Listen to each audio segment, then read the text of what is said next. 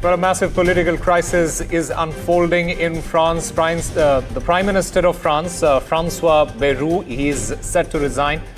In fact, marking the collapse of the President Emmanuel Macron's government. Yet again, this is the fourth Prime Minister that Macron has lost in just 20 months and the second government collapse in less than a year.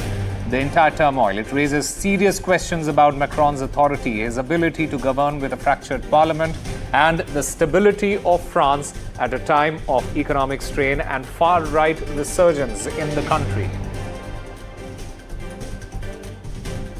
And my colleague Vishal Vivek joins us to get us more on this. Vishal, what exactly triggered this collapse and what happens next for France? Well, it was the PM himself who had called for this confidence vote in which he wanted to pass this controversial bill which would have curtailed some of the rights of citizens and cut down on some of the public holidays. It was already an unpopular bill. Unexpectedly, the number of people who voted against the bill rose up to as much as 384, which is far above the limit required for the government to collapse. And as a result, it has collapsed. And it's not a surprise also because it's in the last 20 months, as you rightly mentioned, 4 times the government has collapsed, 4 PMs have been replaced, and now we'll have a 5th PM or no one really knows what will happen because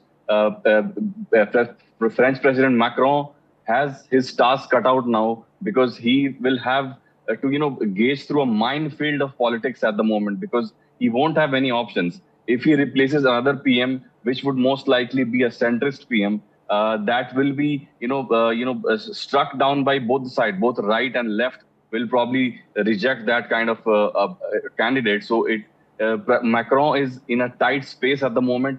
His chair is not, at threat because he will rule until 2027.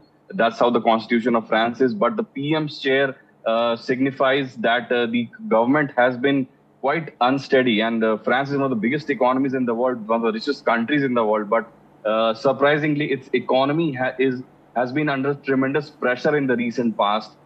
It's actually the government bond that's issued.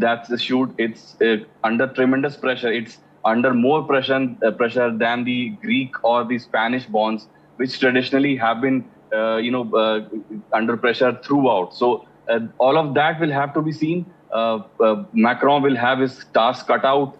What will happen, only time will tell. But at this moment, French government is quite unsteady. The economy is unsteady. So the people will start raising questions now as to what the government will do because nobody seems to have a clear answers to these questions.